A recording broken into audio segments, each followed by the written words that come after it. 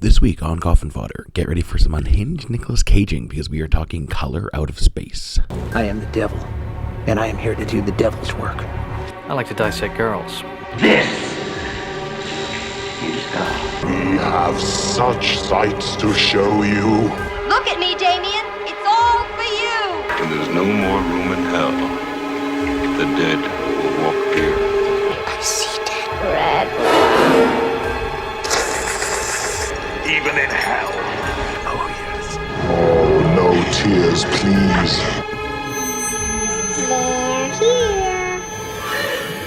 Here's Johnny. Hello and welcome to Coffin Fodder episode 11. I am your host, Mike Werby, and joining me as usual is Coffin Cousin? No, I'm kidding. That's me. No, and joining me as usual is Coffin Father Kyle Michelborough, That's also me. and also Coffin Cousin Brady Silzer. Well, more like Coffin Daddy Kyle. See that? See, boom! Boom. Spike City! That's okay. It'll be fine. We are your weekly horror podcast, and this week we are talking Richard Stanley's 2019 sci-fi horror, Color Out of Space. Not to be confused with The Color Out of Space by right. H.P. Lovecraft. Different movie. I think that's one of the weirdest things that... The. Yeah, when they... Yeah. You know what? One of my first notes was... I'm sure you guys have both used Social Network, obviously, right? Mm-hmm. Yeah. Lose the Yeah. Just Color Out of Space. Right. That's exactly how it went down. Streamline this title. Yeah. Fast and the Furious did that too, right? Right.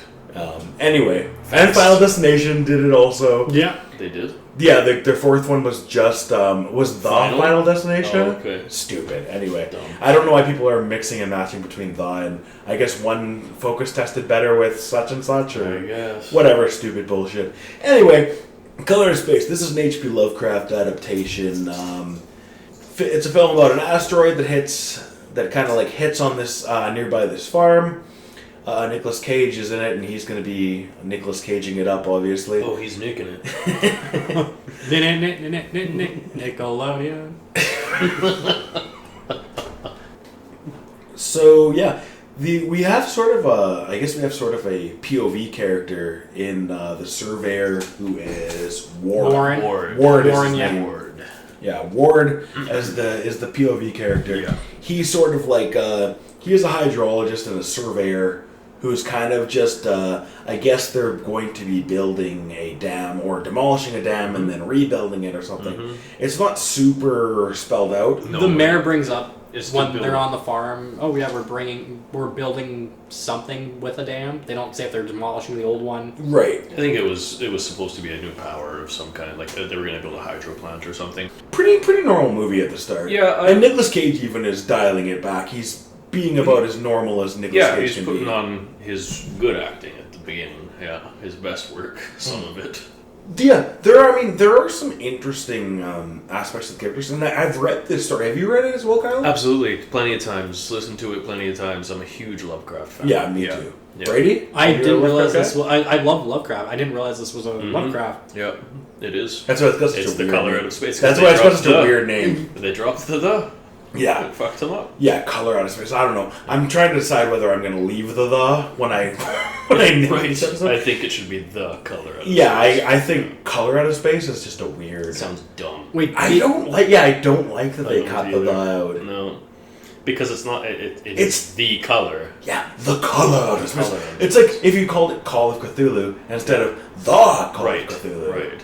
It's exactly like that. I don't know. It matters. It's not call. It's not right. It's the call of Cthulhu. Yeah. To me, I mean, it matters. It's semantics, but I'm here for semantics when it comes to titles. Be accurate. Yeah, for sure. Mm. Anyway, I read this. I've read this a couple times. I don't remember.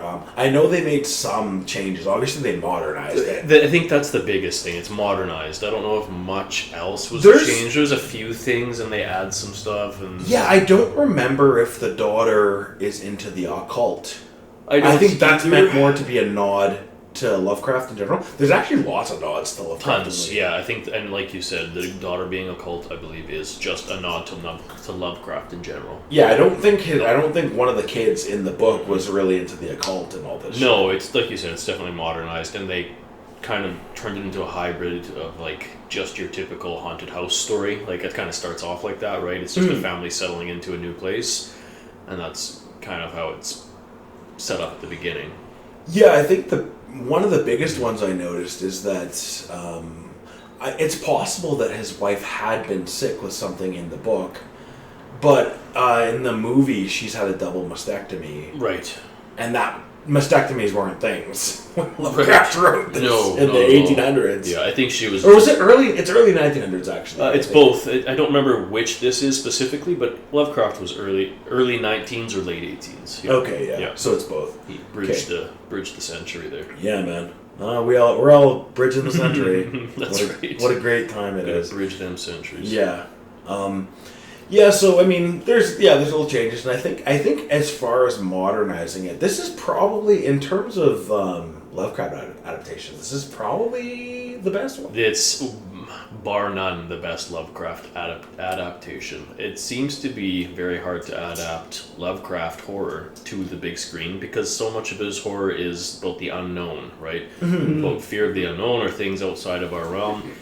But by trying to make a movie out of it, you're giving it a more physical form, whereas fear belongs much more in something that isn't physical. Smartly, they incorporate Lovecraft dialogue and Lovecraft narration and stuff wherever they can. Yeah. Particularly at the beginning and at the end, when Ward is kind of like setting up the story and then dialing down the story at the end. There's one little monologue in the middle too that is almost a exact word for word from what's in the story, which I think is also smart. There's enough of that story still interjected into this at its heart that it is not completely changed in any way.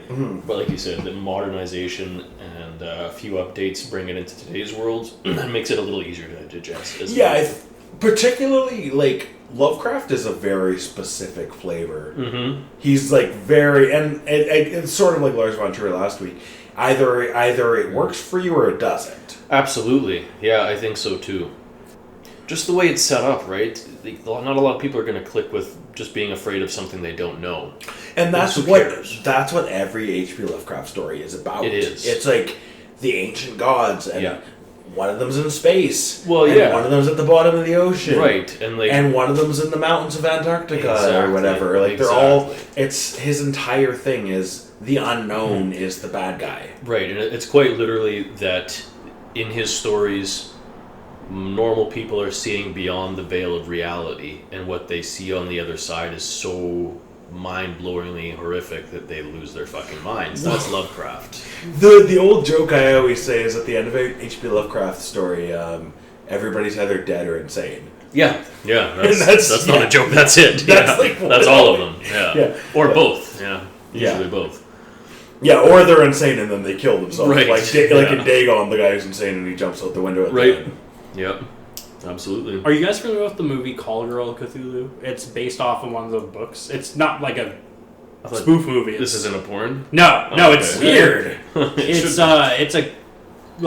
essentially a hooker, cool, or a call girl, ends up being Cthulhu's bride. It's part of one of the Lovecraft books. Oh, or his expanded universe. I think it's meant to be a riff, like Pride and Prejudice and No, it's not. It's not a riff. It's like the thing says what book it's from in the intro to the movie. But also, it would be Call of Cthulhu, inspired by Call of Cthulhu. Is probably what it is. That might be what it is. Yeah.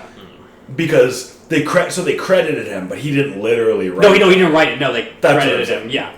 Sorry, I misspoke on that. It's fine. It's all your fault, and we'll never forgive you.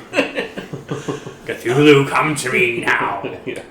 Anyway, the movie starts with Lavinia, who's pretty good. I haven't seen her in anything else. I'm glad you said that so early. I like her. This girl kills it, and I'd looked her up after, and I didn't recognize anything else she'd been in. She's. I don't know. She must have just nailed the audition. I guess she's a standout in the show.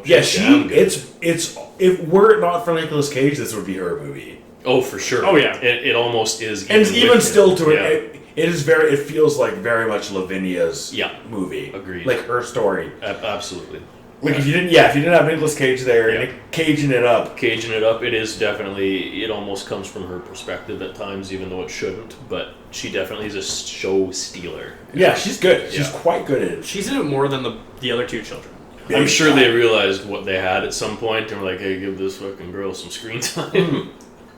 Generally, Lovecraft stories aren't that rooted in the characters. And especially in female characters. It's more about the dynamic. And I think specifically, this movie's doing some stuff with that, too. Because H.P. Lovecraft was notoriously pretty racist guy. Absolutely racist and sexist, for sure. Yeah. So that's something you kind of have to reckon with when because he's a great writer. Incredible. Yeah. Like, fantastic, one-of-a-kind writer. But this is 100 years ago, and he was a man of his time. Yeah, exactly. And it doesn't translate well to who we are as people today. Yeah, you notice he's what you would call a problematic writer to a certain extent in terms of analyzing his work nowadays. But he's what he does is this really fantastic, and I think that actually kind of figures into the themes of his stories because in his own way he was afraid of the unknown. Oh, for sure, yeah. Like you could sum up racism as that quite easily. Yeah, black to him, like fear of the unknown, xenophobia. That's what that is, right? Racism and xenophobia, and absolutely. And like I think he even like hates on, which again for the time, I think he hates on gay people and people who are sexually active. Yeah, all of it. Yeah. There's in Call of Cthulhu. Oh, the natives have orgies. Yeah, exactly. Which is why they're evil. Yeah, they're the most evil people because there's a group of black people having orgies. Yes, exactly. You have to separate the artist from the work. I agree. I've always felt that way, and I still feel that way today. That we have Kanye out there. Yeah, we know Joss Whedon. Joss Whedon's made some great shit, man. Yeah. Kevin Spacey. Yeah, I mean, we could do this all day. We could do it all day. We could do this all day. Or we did not. Yes. Anyway, the point being, I think I've always felt that way. That someone's value as an artist and someone's like goodness as a person are not necessarily this is one thing. That's not why we're here, though. No. I mean that was a bit of an tangent. But it is important because Lovecraft is and the reckoning. I think and the reckoning with that. I don't know if you guys noticed, but did you notice that Nicolas Cage's dad in the film is H.P. Lovecraft? Oh, I didn't pick that up. No. Yeah, the picture. Cage's character. What is his name? Hold on. Nicolas Cage is Nathan Gardner. Right. So this is the Gardner family. And when he keeps mentioning his dad, and there's that black and white picture of his dad, that's H.P. Lovecraft. Oh, sweet! I didn't even notice. I didn't notice that either. Yeah, I don't know what the dude looks like, but I wasn't paying attention. And he keeps saying, "I'm not like my dad. My dad was this. My dad was that." Yeah, okay. Yeah, so it's actually it is trying to separate. Yeah, it's and then by the end he's sort of become like a crazy maniac and everything, and like his dad. It's interesting, and then I think they're also reckoning with that a bit by having Ward be a black guy. That's what I was going to say. And he's the outsider. Yeah, that's what I was. He's the outsider character. Yeah. Oh yeah. Also, he did more than a serviceable job as an actor as well. I thought he did pretty good. Yeah. Who is that? That is Elliot Knight as Ward Phillips. Good for him. Yeah. No, I was gonna say throughout the movie, every time he's trying to talk to Lavinia, Nick Cage always like pushes him. He butts in and makes her either go in the house or pushes her away from him. Both of her parents are doing that throughout the movie, and I think that could be a thing where they're sort of trying to do the themes of like the white parents trying to keep their white kid from the black guy or whatever, right? I didn't think about that watching the movie either. Yeah, but that makes a lot of sense, especially because they're trying to shirk Lovecraft's reputation. The movie. Anyway, that was just a bunch of It's kind of cool and it's relevant. I think it's interesting. I think it's super interesting. I think it's interesting, and it is relative to the story, to the artist, to the time, to some of the themes in the movie. Even it's worth talking about. Yeah. So I guess the at the beginning of the movie, it's just Lavinia she's doing some sort of ritual. Occult stuff. Yeah, some because sort of all ritual. Lovecraft stuff have occult. Of course, yeah. Yeah. She's doing some sort of ritual, and then Ward shows up. He's basically doing some sort of scientific analysis of the water in the area, all this different stuff. Yeah, and then the meteor, basically, the inciting incident is the meteor. It's the meteor, yeah. There's some characters set up.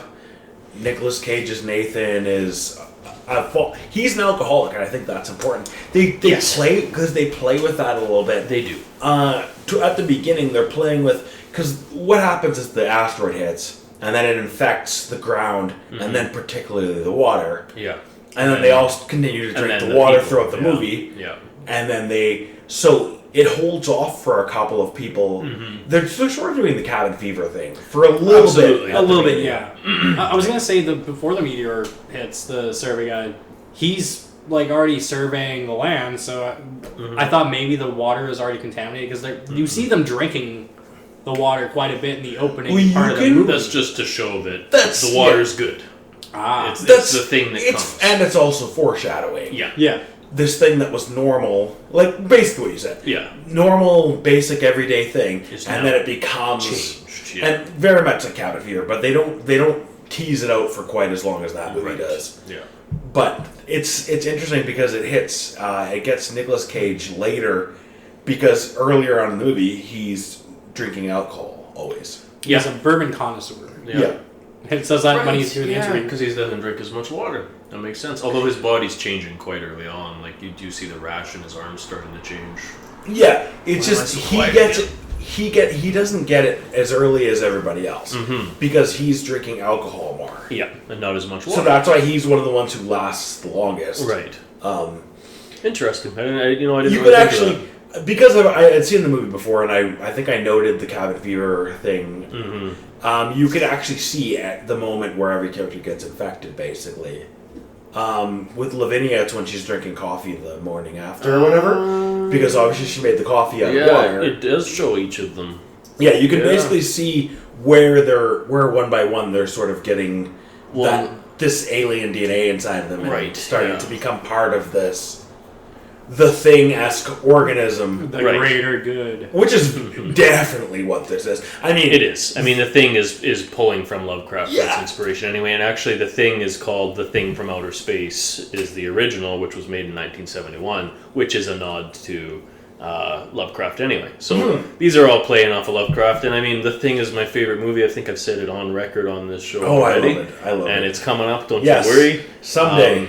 Lovecraft, man, you gotta love this shit. It's so good. Yeah. So the meteor that comes down, by the way, is not a meteor or an asteroid. It's 100% implied that this is an otherworldly being of some sort. My reading was that it was literally a meteor, but it had this DNA on it. No, it is in fact a thing. Yeah, it's a thing. It's a color. It's a color. That's what it is. Yeah, there's nothing. That's as much as they can quantify it. Yeah, it's an entity. It's not. And that's very Lovecraftian thing. That's exactly it. Yeah. So that the movie, it starts as a pretty normal movie for maybe the first 20 to 30 minutes. They introduce the characters. You got Tommy Chong as Ezra. Yeah, that blew my mind when I didn't look at the cast before I watched this, and I seen Tommy Chong. I was like, what? I love that. Yeah, he's chonging it up, man. He's chonging it up. Yeah. And he almost feels like a superfluous character until you get to the end of the movie and they go back. Right. To him. Yes, and I would agree. It's at the beginning he's a little bit jarring and out of place, but quickly you kind of want, like, I find myself both times I watch this. I've seen this twice. Both times I was like, what's he doing? Is this just stunt casting? What's he even doing in this movie? Like, what's the point of even his character? Right. And then you get to the end of the movie, and you kind of they do a good bait and switch, because he's basically just comedic relief at the beginning. At the beginning, yeah. Yeah, he's the stoner that lives on their property, that they don't care that he's set up shelter or camp on his property. Right. You know, and it's almost like there's a theme running, but this is another movie that starts off quite slow and plain. Even as the action begins to pick up, it's fairly tame, but it does hit a point where it suddenly becomes pretty unnerving. I mean, there's a lot of body horror in this movie, especially later on. Yeah. And watching it for the second time, I was even regretting my choice because I'm like, this movie's kind of so-so. But it was the last chunk of the movie that made it stick with me the first time, and it was the last chunk of the movie that made me remember that's why I picked this shit. Yeah. This movie's good. It's a good movie. In my opinion. No, I think it's a good movie too. Yeah. I don't think it's a great movie, but it is a good movie. It is a good movie. It is a good movie. I didn't regret watching it the first time, and I don't regret watching it the second time. Same, me too. Yeah. It is definitely not great, but it is more than serviceable. Yeah, I think it's about as close as you can get to adapting H.P. Lovecraft into modern times. I would say that at least as far as that's concerned, where we are right now in time, with all the adaptations that have been made, this might be the perfect adaptation. Not counting The Thing, because it's less of a direct adaptation. Yeah, it's more of an offshoot or an inspiration of. But yeah, this is as good as you can. There's I can't remember if there's any other ones, but the only one that I think I could put above it is they made a silent movie in like 2005 or 2007 or something of Call of Cthulhu. They actually like made a black and white silent movie. Oh, neat! I never heard of it. Obviously you've heard of the story, because it's his most famous story. Yeah, sure. It's like 70 minutes long or something only, and it's literally just like a retelling of the story. Yeah.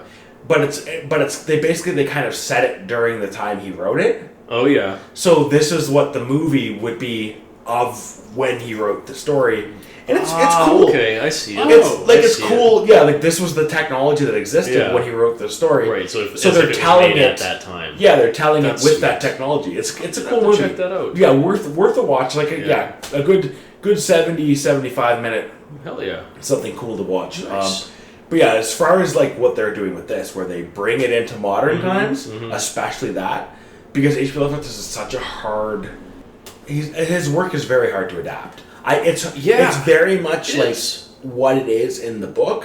Yeah, and trying to take that and bring it to a visual format. Well, that's right, because so much to write a horror story, at least in the way that he does, is interesting. But it uses your imagination. Dialogue. That's just it. And it uses your imagination against you because it's fear of the unknown. But it keeps that mystery as its focal point of its horror, of its scare.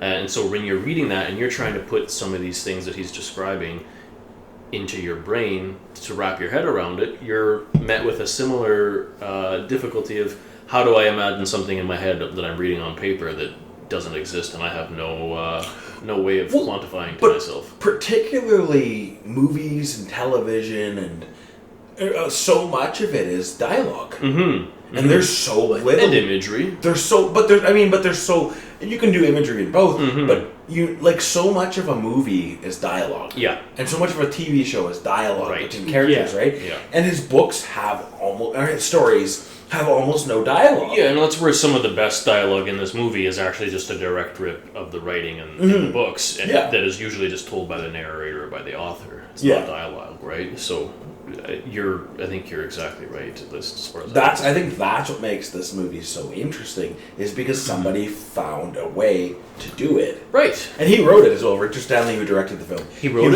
it with a lady named... So it's directed by Richard Stanley, written by Richard Stanley, and Scarlett Amaris. So, yeah, as Kyle said, there's sort of a cross-pollination between this episode and the last one, because... And it actually, that's really weird. Because it's a cabin, it's not quite a cabin. Yeah. But they're out in the fucking woods by themselves. Yeah, and that sort of plays into my last pick of Annihilation as well. The longer the movie goes on, the more you see more and more Annihilation nods, especially the body horror and the transformations. The transformations. Yeah. It's literally, in Annihilation, the entities are represented very much by the prism, by colors. This is quite literally an entity represented by a color. I found myself thinking of it as the entity while we were watching. That's 100%. What I was calling it too, is the entity. It has no name, and It's, as they say, it's a a fucking thing. it is a color. It's a color from space. Where did it come from? I don't know. When they're looking, when the little kid Jack's looking down the well, he sees the thing like pulsating, and then the butterfly looking mantis thing comes out. It's like, is that what the color is? No, is that just like that's a part of the, like a facet of? It's already. I think that's meant to be seeping. foreshadowing. That it's already starting, but it's starting small. With the slowly infecting what's around it. Yeah, much like the prism and the shimmer. Okay, yeah. So yeah, there is like they're very similar. Whereas Annihilation is like a year after the asteroid hit or whatever. This is like when it first hits. Yes, yeah, exactly. This is the same event just blown up, or Annihilation was the same event just blown up. This is just the moments after. Yeah, this is, imagine there's a settlement in Annihilation. This is the settlement. This is basically like the people who turn into fucking trees or whatever. The flowers and Annihilation stuff, right? Or whatever. And as the movie goes on, you see more and more of that. There's some pretty cool moments, but there's a lot of the changing of the geology around it. There's the infecting of animals. Plants. G-spot, Pussycat from Ezra. That's such a cool name. Yeah. Comes back at some point as a disgusting looking creature. Oh, he's like the cop and the ward are driving down the highway, and the cat jumps out in front of the fucking truck. Yep, that's the cat. That's it. And then he finds it in the... Well, spoiler, he finds it later in the pile. He's like, "That's right, yeah." I found the G-spot. That's right. Yep, that's a stupid. Yeah, and that's. I mean, Nicolas Cage gets really well. I think we should just talk about Nicolas Cage for a second. Sure. Nicolas Cage is one of the weirdest, most out there. But that's part of what makes him so interesting to watch, I think. He's so bad and so good, and it all works, especially in a movie like this where he starts as a mundane father and is doing a fairly good job of being a very normal character. He turns it way the fuck up as it starts to go into the last little bit. Yeah. But he's also like half hour to 40 minutes of the movie, he's really going. You can tell he's taking swings. Totally. You can tell there's moments when they're like, "Hey, Nick, do your thing." And he's just nicking it up. But he seems to kind of rein it in at some point, too, and actually, be an actor for a minute instead of just an unhinged Nick. But he almost Wickermans it for a weirder voice than it's weird. There's a few times where he does like a the Trump weird impression. he just not the voice. Yeah, there's literally there's almost nobody else could get away with what he's doing in this movie. Nope, not a chance. I found myself laughing at his acting. I was also being enthralled by his acting. I just love watching him because he's so weird. It's like a roller coaster ride. He's such up and down. Yeah. And almost nobody else could get away with what he's doing.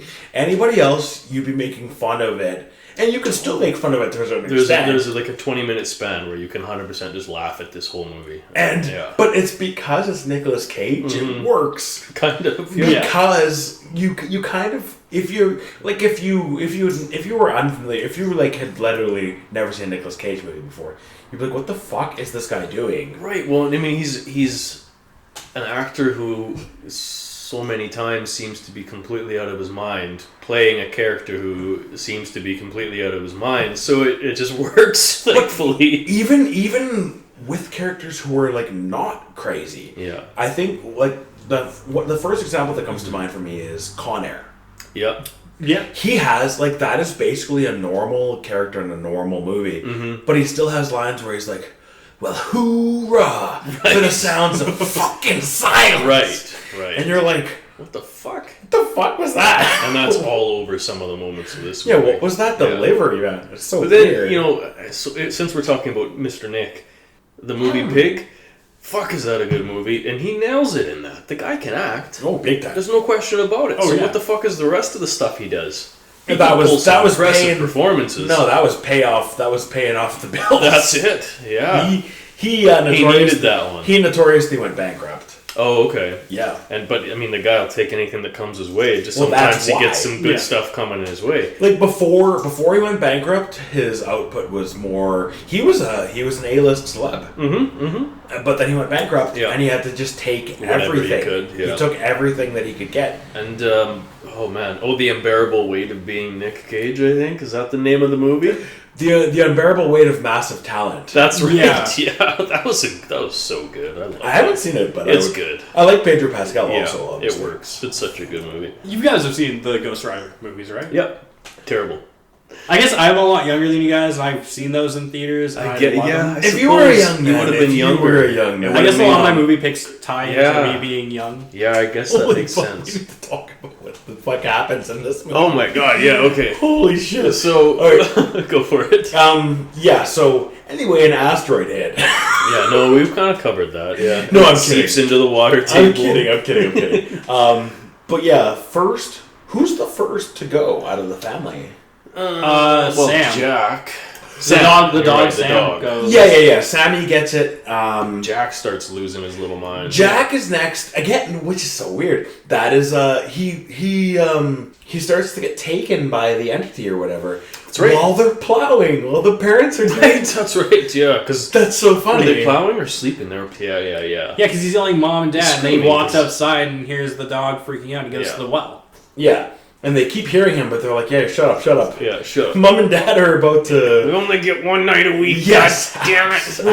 Well, they go into it later in the film where it's been 6 months since they've slept together because she had that Chemotherapy. Yeah, thank you. It was chemotherapy. Yeah. Yeah, so I mean, things happen. You know, it's a little bit of a slow build up. The asteroid hits, starts infecting things. Ward finds out that it's infected the water table by talking with Ezra, right? That's where he kind of comes up. I think so. Yeah. Yeah, he checks it out because he sees Ezra drinking his coffee and stuff, and starts putting things together that it's infecting the land. It's in the water table. He checks it out and does find out that there is indeed something in the water, and that's kind of what's causing some of these changes. Yeah, whatever this alien DNA, whatever this thing is. So yeah, I think the mom gets it first. The mom gets it first? Well, because she cuts her fingers off. Fuck yeah, she's forgot cutting about that. she's cutting carrots Fuck and just Loses it, like, zones out. Jack, the youngest son, who had already been been feeling the effects of this and he's talking to it by whistling. That's right, yeah, by making a sound, this high-pitched sound, yeah. Which is actually in many of the Lovecraft stories, I forget what they're called, they've all got names, but it doesn't matter. But they make high-pitched wailing sounds, these aliens or entities, yeah, so connects back into that a little bit. Yeah, so that's where things start to kind of escalate. Some irrelevant thing. Well, because he's on the news looking like a fucking crazy person. So he says, "Go get your mom." He's got to show her, like, look what they did to me, right? Which is funny because it's Nick, but and because I think that is one of the funniest things about alcoholics is this their self-image. No, and this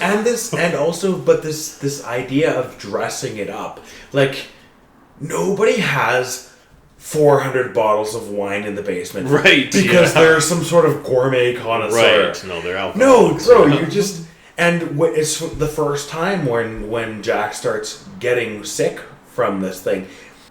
As soon as that happens, Nicolas Cage's Nathan just starts drinking. Yeah. And his wife says to him, "That's what you're going to do? Yeah. That's what you're going to do when your son's sick?"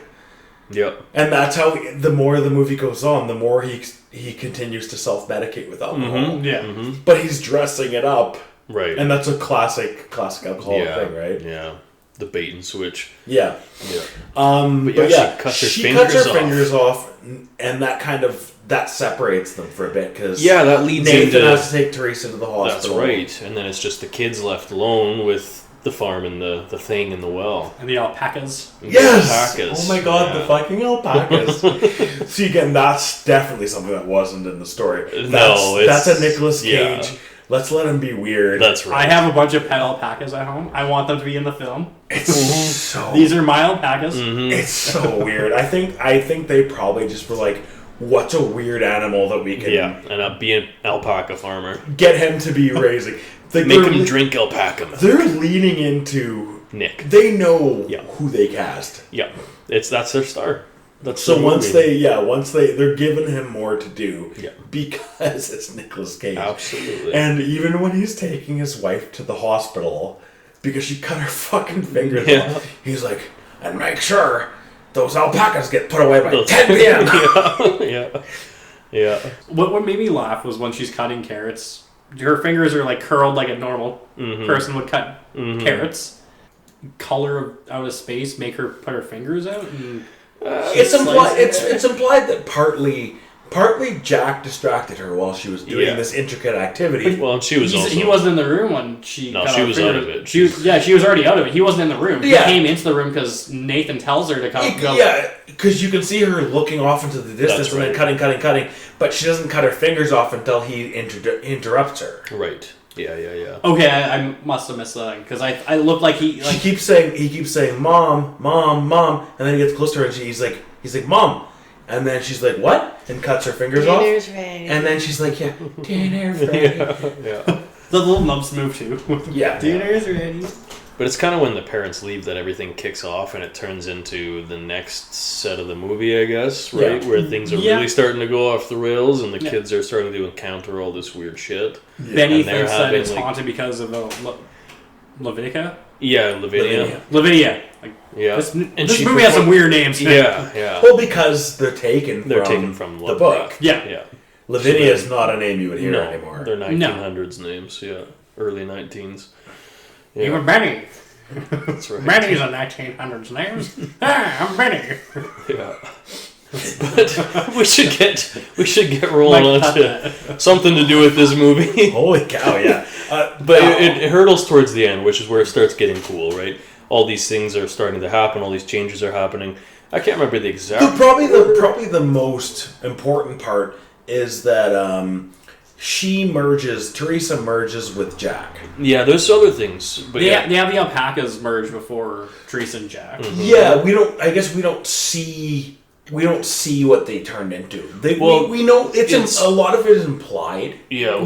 So when they're coming back from the hospital, the kids are running out and trying to.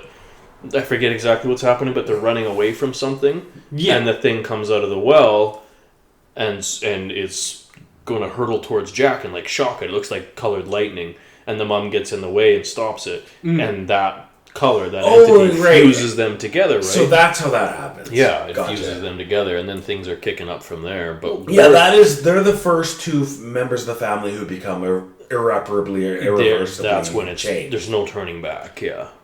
Did you guys notice that it almost looked like a Cronenberg monster? 100%. Yeah. Like just the way it was like the kids on the back and the mom's all fucked up. Yeah. And that's where the body horror kicks up, and particularly by the end, if you've seen The Thing, there's no way you can see the last half hour of this movie and not think of The Thing. Yeah. Oh yeah, because it keeps like that creation, the Jack and Teresa thing or whatever. It's so unsettling. And it keeps changing and it keeps getting weirder and grosser. And then it gets fucking nasty. By the end, it's disgusting. Even when it's still on the couch, you can see it starting to it's pulsate, mutate into something new. But you don't know it until after they're in the attic. Yeah. Where her office was, because she's something with a Dow Jones. Real estate or stockbroking? I think she's a stockbroker because she's talking about different. She's able to work from home with the phone and the internet. She has OnlyFans. Yeah, probably. Yeah. In particular, yes. Yeah. I mean, there are people who are into that sort of thing. So yes, there's an internet flavor for everything.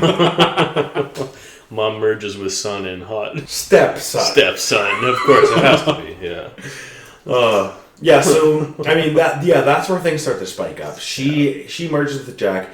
Things start to go crazy. Lavinia she's performing rites on herself and carving shit. Yeah, Lavinia starts carving stuff into her body. Going through what happens with Benny, the son?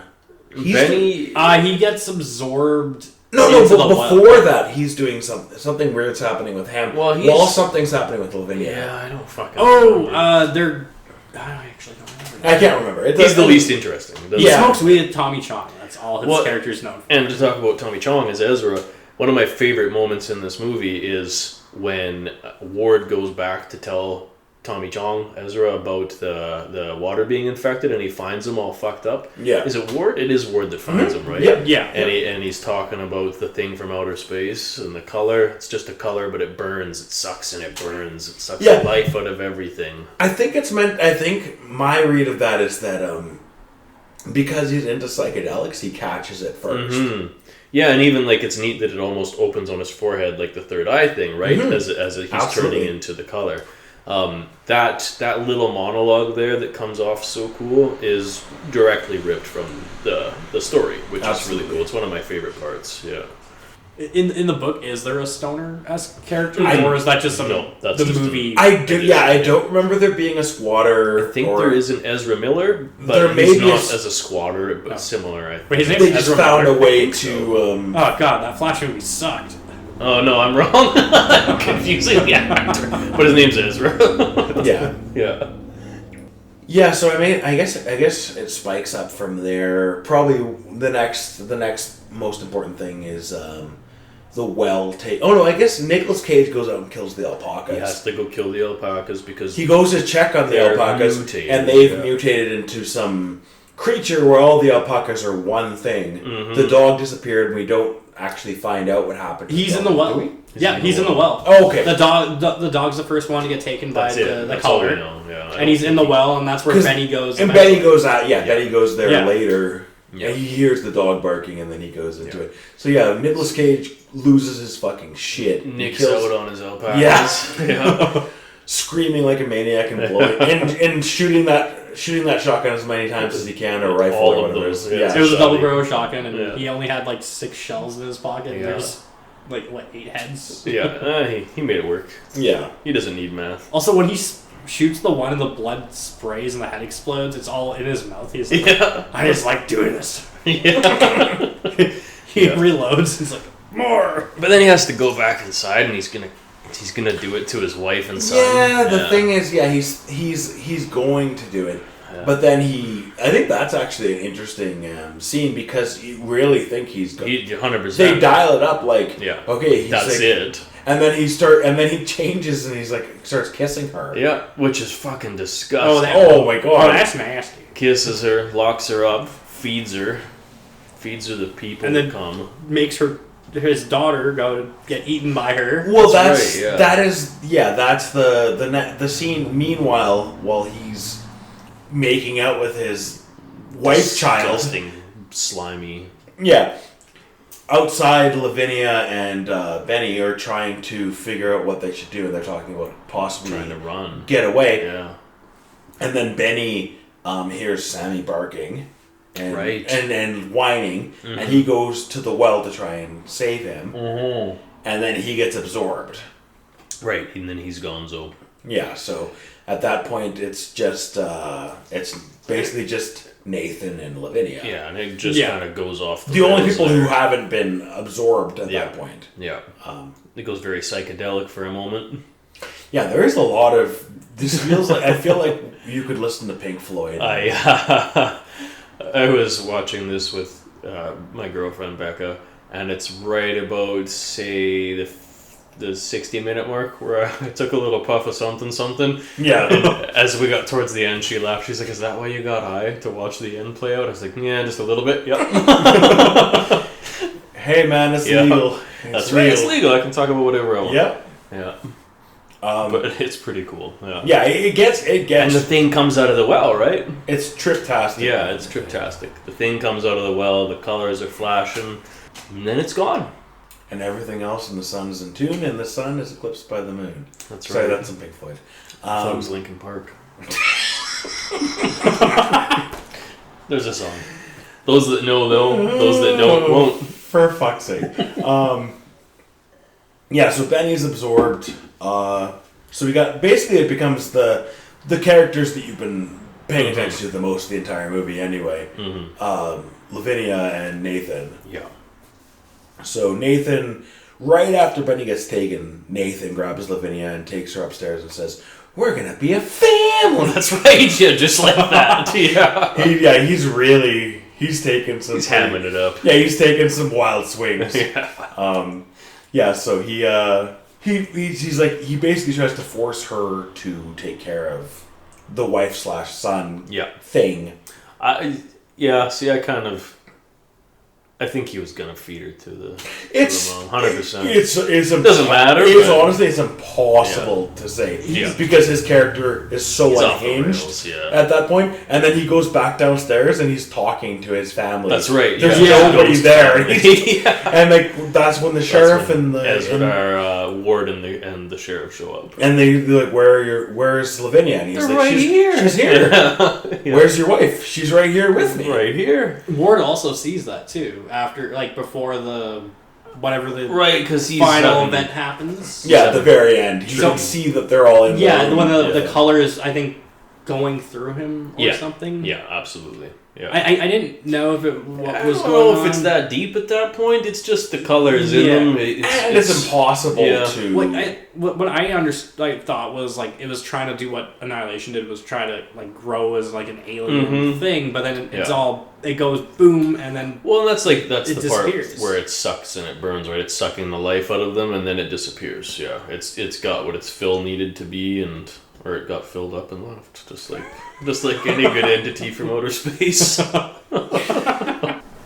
Yeah, so at that point, Lavinia is about to be taken by the mother-son entity or whatever, and then combo. at the very last moment, Ward and the sheriff break in and save her from it, essentially. Yeah, and then they're trying to take her out of there. Nicolas Cage's character Nathan tries to the color comes out of the well. Yep. And he tries to shoot it. But the sheriff interprets it as he's about to shoot Lavinia. Right. And then shoots him. Yeah. So, I mean, that's pretty much we're pretty much right at the end of the movie. That's pretty much it. Yep. And then she decides to stay with her dad. She was going to leave with Ward and the sheriff, but she decides to stay, and then the entity takes her at the well. All gone. Yeah, the entity takes her. She goes to the well. Ward and the sheriff go to check on Ezra, and they come back, and Ward comes back. Yeah. As the sheriff gets taken by the trees. That's right. He gets impaled in the mouth by the tree. And then you see them, and you see it break his neck, and then so that's it. I got a lot of, like, Evil Dead vibes from that. Oh, big time! Totally. Like, just the trees. Exactly what I was thinking. Is the trees mutating and killing you? Yeah. Yeah. Absolutely. And she's also has the Necronomicon. That book is the Necronomicon. It says Necronomicon. Of course. Well, the Necronomicon is Lovecraft inspired. Of course. Evil Dead. Yeah. The Necronomicon Ex Mortis. Yeah. Yeah. Mm-hmm. Yep. Very cool stuff. Also, they're not in a cabin in the woods. They're more of like a house in the woods. Close enough. Yeah.